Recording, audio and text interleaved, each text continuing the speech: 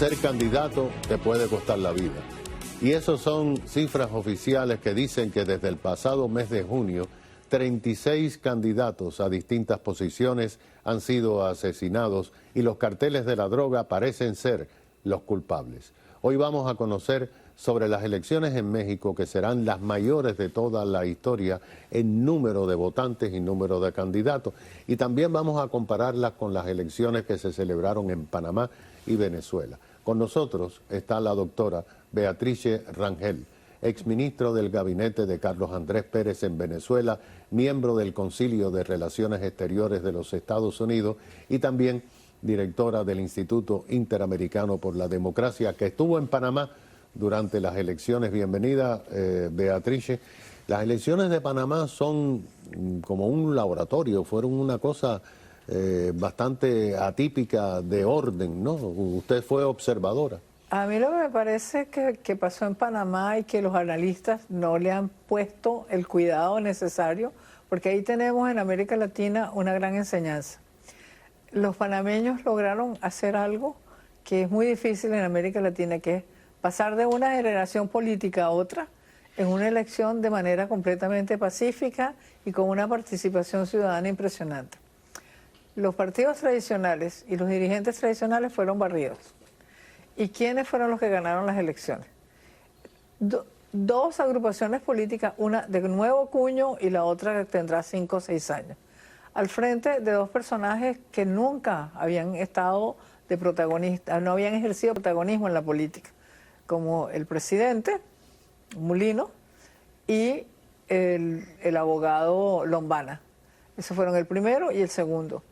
Y yo creo que una cosa que no se habla es, por ejemplo, la composición del Parlamento. El bloque parlamentario más importante de Panamá en este momento es el bloque de los votantes independientes, que votaron por una persona en concreto para llevarla al Congreso, y ese bloque le quitó una cantidad impresionante de escaños en el Congreso al partido tradicional que era el PRD. El PRD tenía 32 escaños y quedó con 12. Todos los demás se fueron a este movimiento independiente. Claro, va a ser complejo este primer gobierno de Mulino. Pero es como una revolución pacífica, ¿no? Exacto. Ahí barrieron con todo el mundo y no hubo sangre. No hubo sangre y fue la sociedad civil la que dijo, quiero esto, y lo llevó a cabo. Entonces, me parece que es interesante ver a Panamá como ejemplo. Hay, por supuesto, algunos problemas de política pública, con el tema de cómo manejaron la piscina de accesoria al canal, que tenían que haberla construido hace mucho tiempo, porque cuando viniera una sequía muy grande, iba a pasar lo que pasó este año. Claro, que se trababan los barcos. Pero eso, vamos a decir, eso es un problema técnico, que creo que el nuevo gobierno lo va a enfrentar. Pero el problema político de lograr que la sociedad civil dirija al país hacia un nuevo cauce democrático, eso muy pocos países en América Latina lo han logrado. Bueno, México. Usted conoce México muy bien y además de eso tiene amistades personales en Exactos Oficial. Esta es una elección también atípica porque, según dicen los historiadores, va a tener el mayor número de votantes y además de eso van a tener el mayor número de candidatos. Y sí, además de eso tienen 2 mujeres.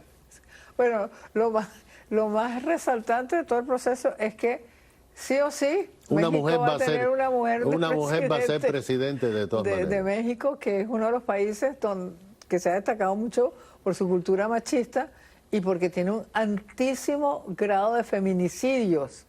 Exactamente. Ellos con España tienen unos grados de feminicidio elevadísimos. Entonces, llama eso la atención, que al final van a tener una mujer al frente. Pero yo creo que además de eso, estamos viendo lo que yo llamo la muerte del cisne, el canto del cisne.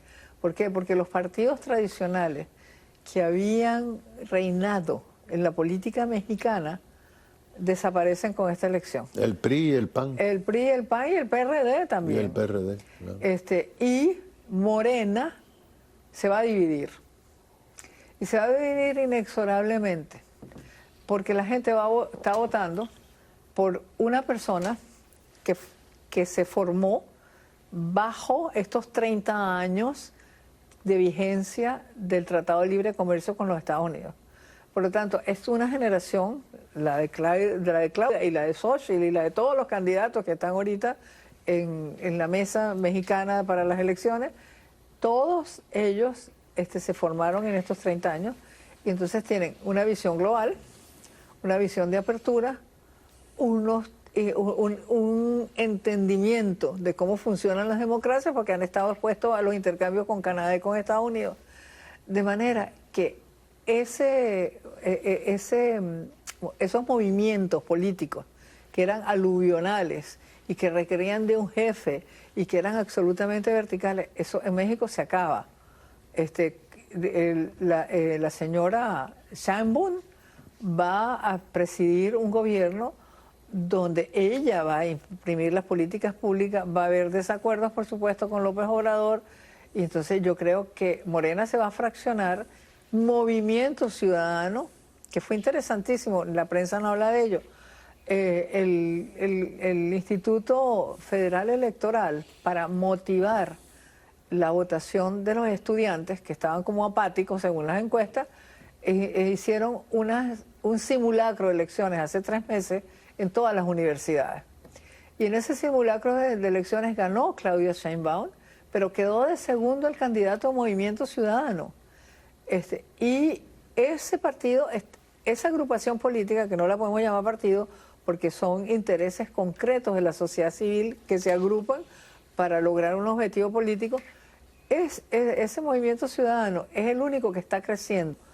El PAN se está reduciendo, el PRI se está reduciendo y el PRD se está reduciendo. Entonces, en este sexenio lo que vamos a ver es una reducción y desaparición de los partidos tradicionales, un crecimiento de las agrupaciones políticas nuevas que representan a la sociedad civil, y yo creo que un fraccionamiento de Morena que a la señora Sheinbaum no creo que la afecte demasiado porque a ella la ven muy bien la gente de la sociedad civil.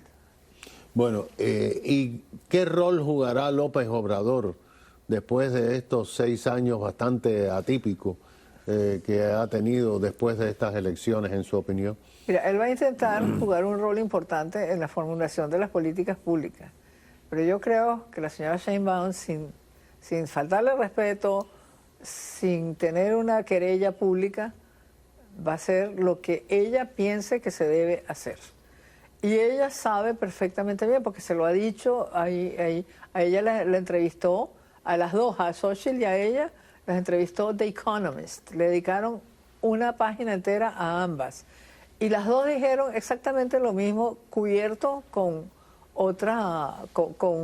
una capa, la una de populismo, un poquito de populismo, que fue Sheinbaum, la otra como más libre empresa, pero las dos dijeron exactamente lo mismo. México está a las puertas de un nuevo auge económico, producido por eso que se llama nearshoring. Entonces, este gobierno, lo que haga, puede ser definitorio en términos de sacar gente de la pobreza y que el país logre el objetivo de constituirse en la 5ª economía del mundo. Lo puede lograr en 10 años.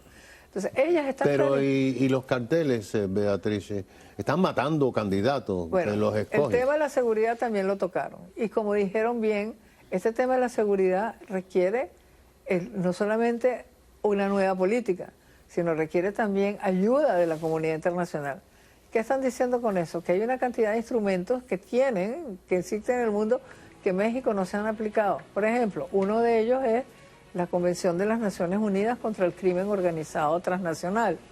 Esa convención viene al pelo para este momento mexicano.